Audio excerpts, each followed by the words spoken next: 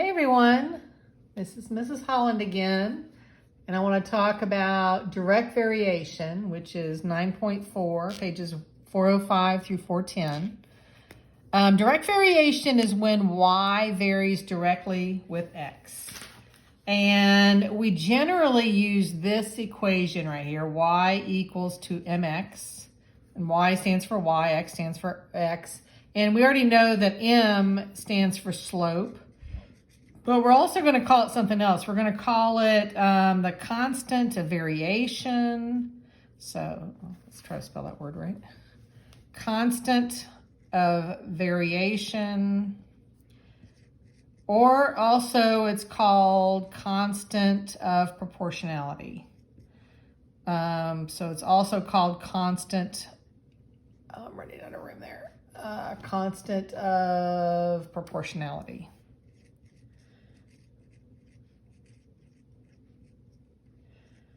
And unfortunately, just to confuse you even more, sometimes they use the letter K. So they'll put a K instead of the M, but it means the same thing. It's K stands only for constant of proportionality, but the constant of proportionality is slope. So really that's what everything is having to do, is that it's with slope. So just some words, and like I said, they probably throw these in there. It feels like they're throwing you off, but it's very easy. Very simple equation, y equals mx. So m is generally going to be a number. Y equals to 2x. So that means the constant of proportionality or the constant of variation is a 2, or the slope is a 2, or the constant of variation is a 2. And we'll talk about what all that means in just a minute. Let me erase this. Okay, so when we talk about direct variation, there are two easy ways to see what that is. So direct variation. One way is that m is going to be m, or k is going to be the same. If you get a lot of data and you look at you solve what slope is, it should be the same for all of the data. And I'll talk about that in a minute. And generally what happens is that it's going to give you a straight line. So if I have this graph right here, it's going to give you this straight line. And that's one way of telling that you have the same slope. So when a straight line means that you have the same slope. The other big part, so we have the same slope for direct variation. And the second thing, which is really easy to see, is that it needs to go through the point 0, 0. If it doesn't go through this point of 0, 0, remember this is x and this is y, if it doesn't go there, then that means it's not direct variation. Let me just pull up what we had, oh my God, here it is. So this is what we did the last class. Let me see if you can see this, okay? So remember we had this, and if you look right here, it does not go through this right here. So it does not go through the point 0, 0. So that means that this graph that we did on the last slope triangles, this would not be a direct variation. It is a straight line, which we need, but because it doesn't go through this point 0, 0, then that means it would not be considered a direct variation. So direct variation has to go through the point 0, 0, and I'll just extend this even further, and it has to be a straight line. So if it has a straight line and it goes through 0, 0, then you can say it's direct variation. So it's really easy to see, I think, if you have a graph. All right, so let's look at this graph right here. I've got hours on my x-axis, and I've got feet on my y-axis. And 1, 2, 3, 4, 5 hours, and then I've got feet 30, 60, 90.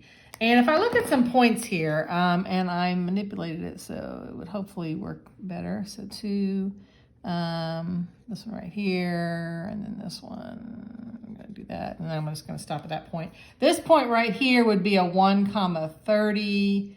This point is gonna be a 2,60, and this last point is a 3,90.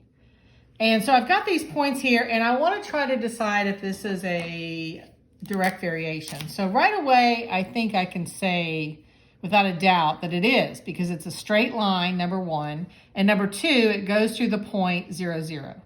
So I'm going to say yes, it is a direct variation, but I want to know what is the constant of variation. So what is that slope going to be? And so I'm going to use this equation, y equals to mx, and I'm going to plug in what is my y and my x. So in this first case, it's 30 equals to m times 1. So that means that m equals to 30. And then I can go and do the same thing for my second point. Let's see, I think I need to erase this. My second point, I'm going to plug in y equals to mx. So plug in for my second point, y is 60, m is unknown, and my x is 2. And then at this point, I need to divide by 2. So I'm going to divide both sides by 2. And I end up getting m equals to 30. Again, the same 30.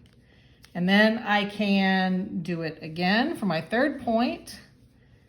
And I get y equals to mx. Plug in my third point, 90 for y equals m times 3. Again, I'm going to divide by 3, and I get m equals to 30. So that tells me that my constant of variation is going to be 30.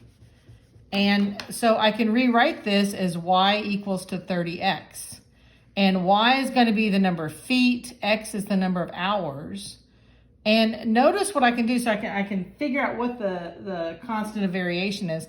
But notice if I could rearrange this a little bit. So I know that I'm going to rewrite what y is. Y is feet, and x is going to be hours. And if I divide both sides by hours in that case, then that means that my m is in feet per hour. It's in feet per hour.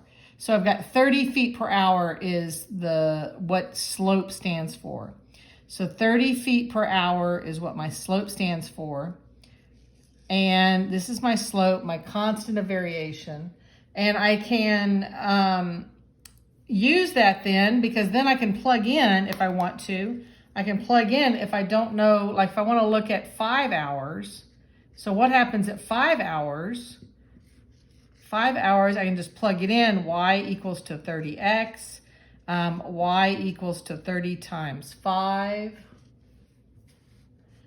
and y equals to 150 feet.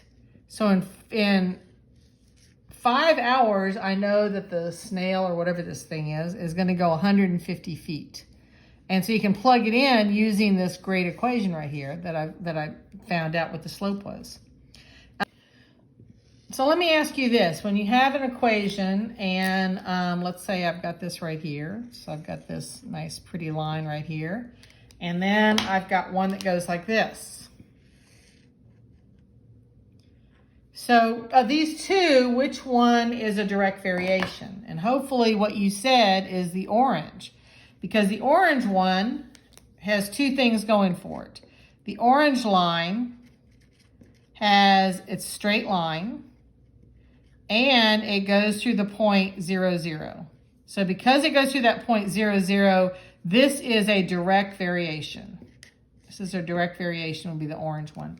The pink one, on the other hand, is also a straight line, which is good. That means that it's a linear equation, and that means that slope's going to be the same. But it does not go through 0, 0. So it does not go through 0, 0. So this is not a direct variation.